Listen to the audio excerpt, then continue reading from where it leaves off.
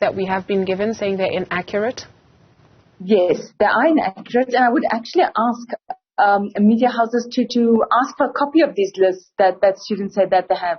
We pulled a report yesterday which showed that there were only a couple of hundred students, maybe about 150 or so, who had applied and who qualified academically to come to campus with outstanding debt. Now, when we're talking about outstanding debt here as well, the students right now are demanding that all students who have ever registered at Wits and have outstanding debt come back to the campus. This includes students who have up to 300,000, 400,000 rand worth of debt. Some who have been in the system for 7-8 years for a 3-year degree. This is just not sustainable. That's not something we can accommodate. We've been working with the students for the past 2 weeks very intensively, but over the past few months to fundraise. We've put in 150 million rand in scholarships and bursaries, 28 million rand for the hardship fund, and 6 million which came from the SRC. We've met that. So that's 190 million rand in student funding that we've put on the table, which is what we can afford. I don't think any other university can do that. So we can't just register all students who've ever who owe the university money, who ever owed the university money. We just can't. So it wouldn't be sustainable for us. In terms of accommodation, we've made some strides. So on the one side, we've managed to get 350 beds for emergency placements of students, so that students are not sleeping in libraries and laboratories anymore. And then the third one, which is the NSFAS cap of 45,000 on accommodation, our external service providers have agreed to that 40,000 cap for this year only. We are taking up the matter with NSFAS, but that's a policy decision. I think those are the sticky areas. On most of the other things, I think, there's a meeting of the minds. But those are the 3 areas which, in our mind, we're trying to address, aside from the historical debt one. Okay. Maybe let's just pick up on the 350 beds that have since been made available for students. How many more students need accommodation? So as we find students who require accommodation, so we've got 350 from the external service providers, and we've asked them for more beds.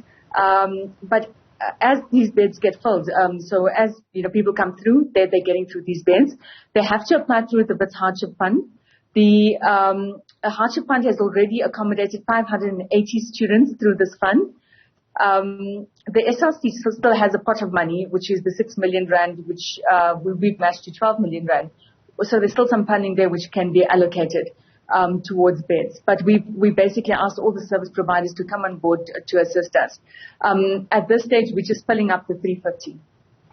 We spoke to some SRC representatives yesterday, and on that 12 million that you mentioned, because they went on a fundraising campaign, raised 6 million, and the university matched them for every rand. They say it's not nearly enough. Put to them what enough would be, they could not be drawn on comment on what enough would be. And so what then is the long-term solution? Look, it's a national problem, and we're going back years now. So historic debt goes back many years, even before fees must fall.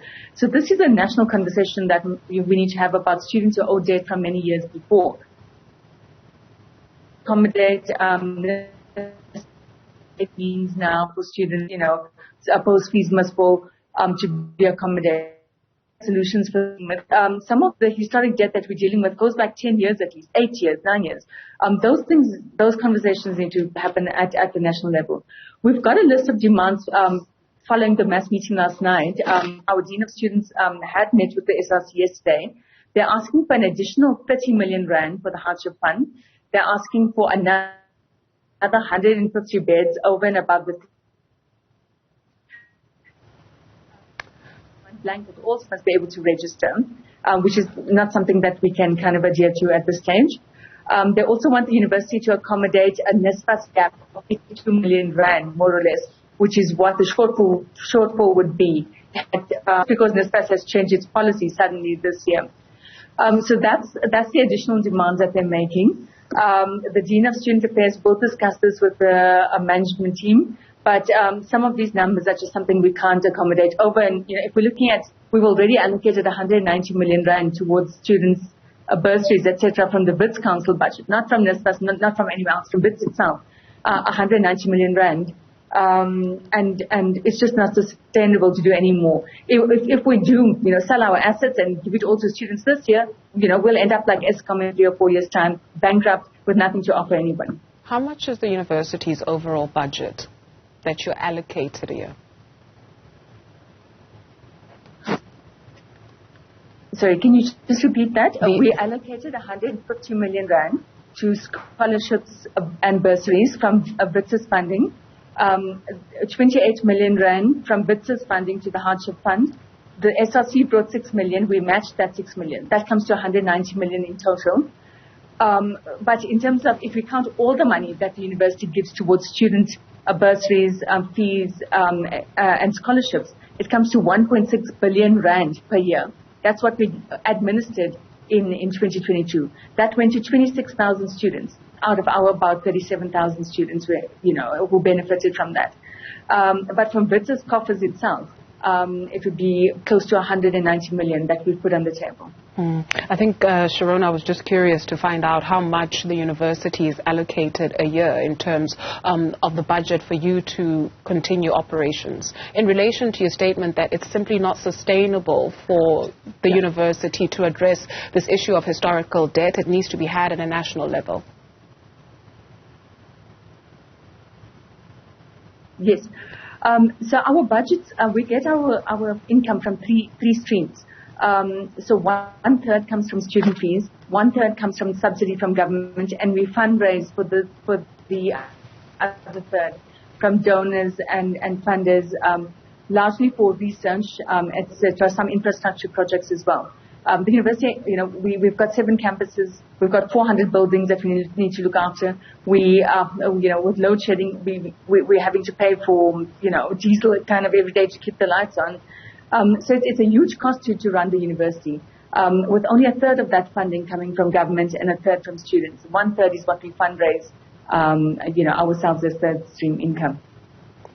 Just very quickly for us, how would you... I'm backing to hear you. Yeah, Shirona, unfortunately our connection is not stable. We've had no...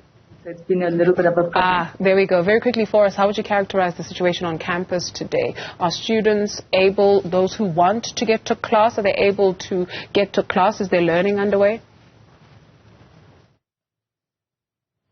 Yeah.